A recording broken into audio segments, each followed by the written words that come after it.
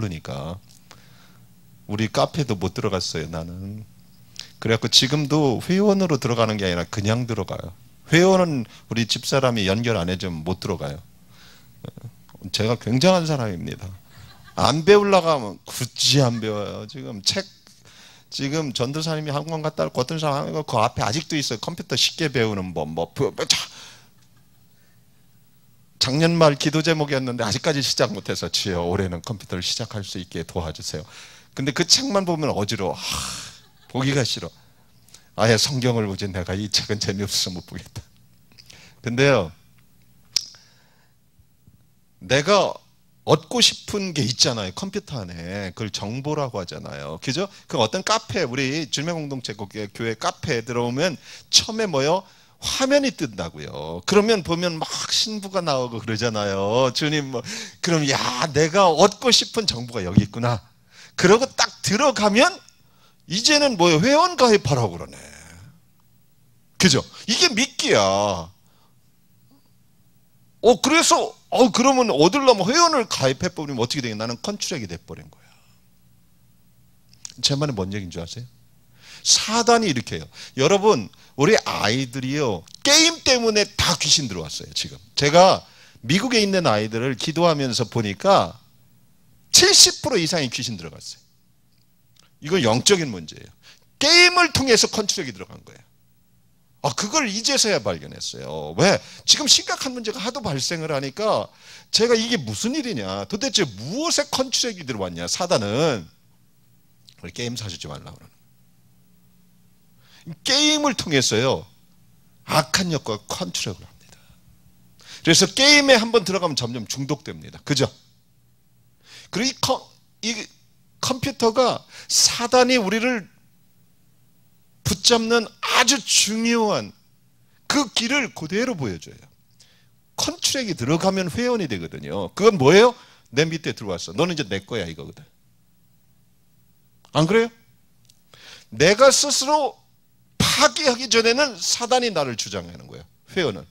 무슨 얘기인 줄 아세요? 내가 이제 끊겠어 하기 전에는 뭐예요? 나는 거기 멤버십이에요. 자기 스스로 나오기 전에는 불가능해요. 그러니까 내가 원하는 거예요. 선택을 해야 돼요. 사단, 악한 것도 봐요. 사단의 술수는 절대적으로 보여주고, 그래서 여러분이 잡이 잘못된 것을 보는 거라면 저는 하지 말라고 하고 싶어요. 목사님, 이건 술 장사도 아니고, 그래도 하지 않는 게 좋습니다. 왜? 여러분의 영혼이 파리해진다면 여러분은 뭐예요? 미래가 뻔한 거예요. 하나님의 음성을 못 듣기 때문에 점점 어둠 가운데 들어가게 될 겁니다. 어둠은요, 처음에가 들어가기가 어렵죠. 점점 어떻게 돼요? 사단의 세계는 뭐예요? 편해져요. 어둠은 편해지기 시작해요. 그렇지만 한치 앞을 몰라요. 빛이 들어왔을 때야 자기 모습을 봐요. 제 말은 뭔 얘기인지 알겠어요?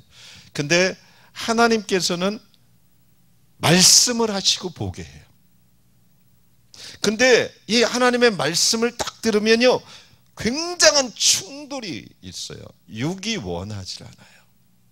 이게 차이예요. 하지만 그 음성을 통해서 우리가 하나님께 순종하면 어때요? 하나님은 확실한 약속을 주세요. 이것이 굉장히 중요합니다. 그래서 손이 깨끗하다, 이거 거룩한 삶을 얘기한다고 그랬어요.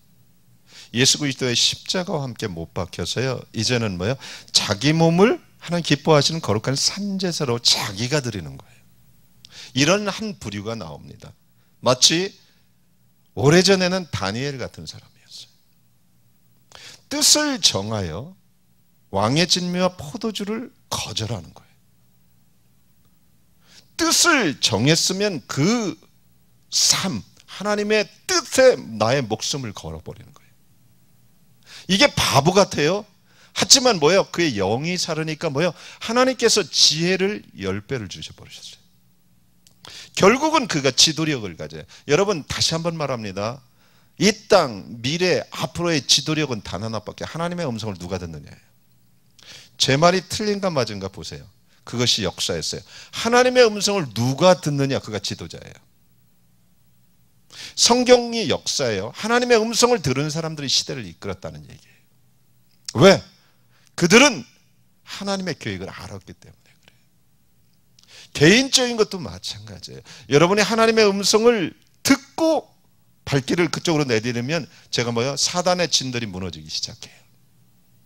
여러분이 사단을 쫓아서 이길 수는 없어요. 하나님께 순종하면 어둠의 권세는 그냥 무너져 버려요. 이것이 영적 전쟁이에요. 근데 많은 사람들은 그냥 쫓으려고만 해요. 아니요, 깜깜한 데서 뭘 해요?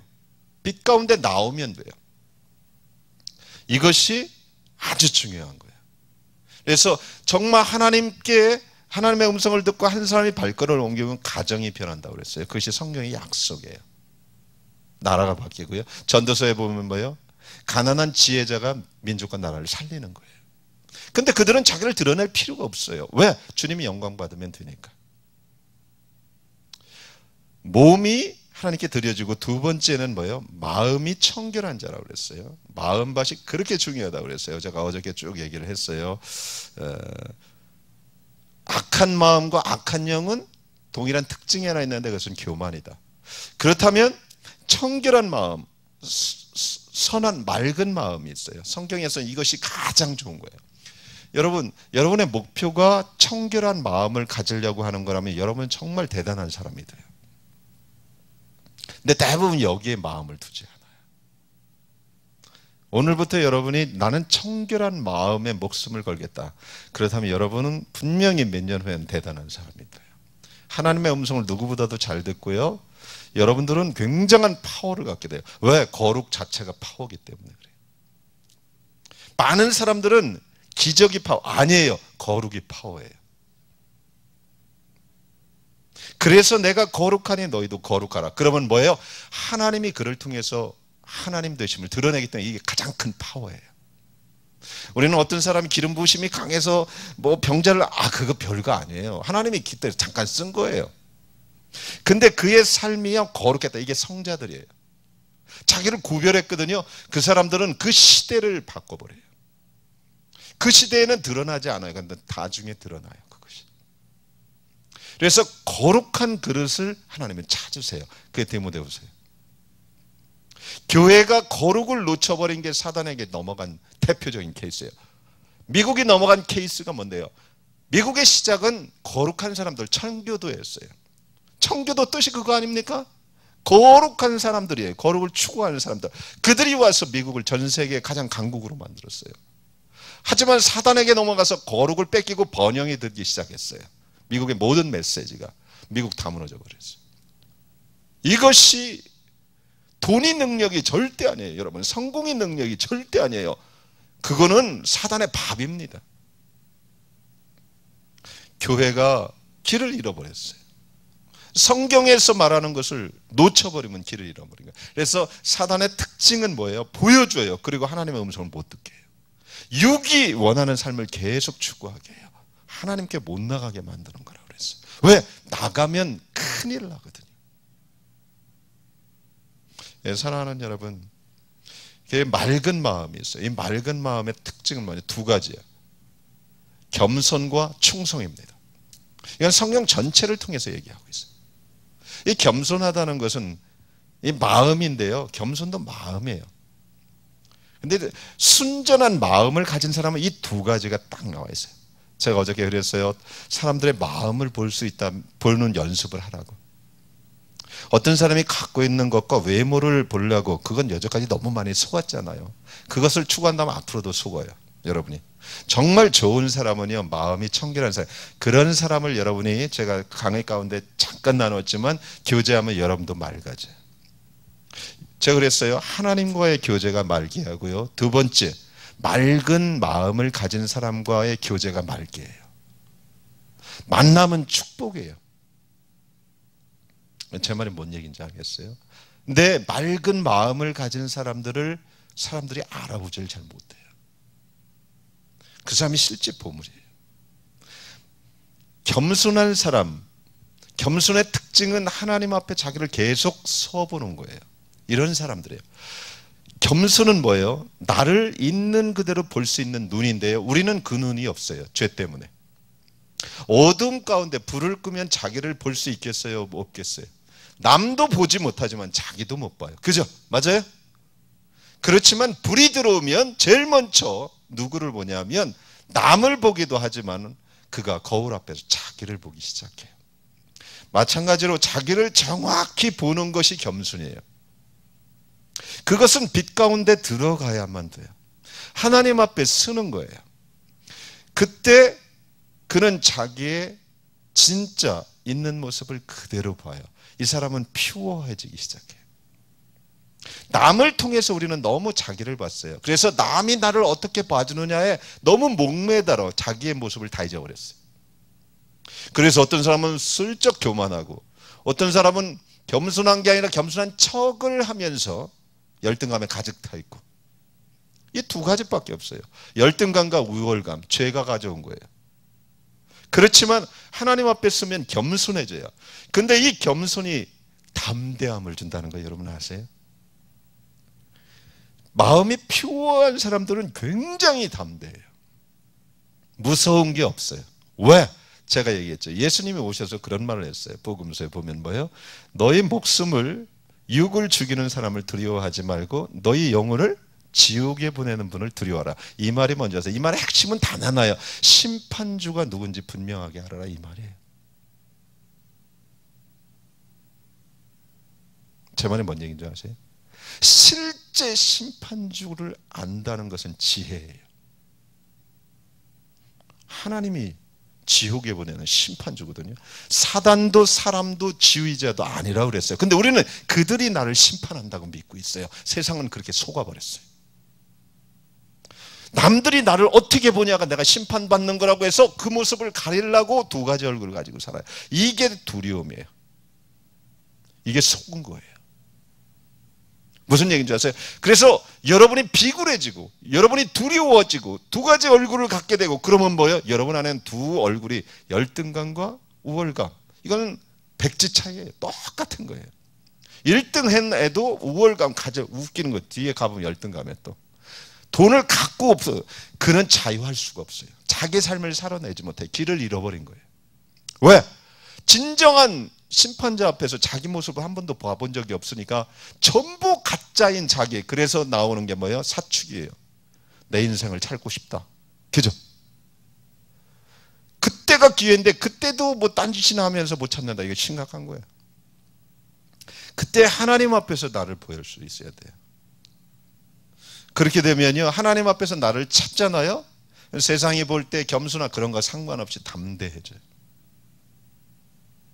이 사람 퓨어하셔요. 그래서 성경은 계속 겸손.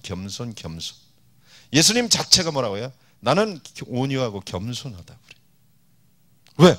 그분은 남들이 자기를 어떻게 보느냐보다 뭐예요? 하나님 앞에 매일 섰어요. 아버지께서 하라는 일을 한다.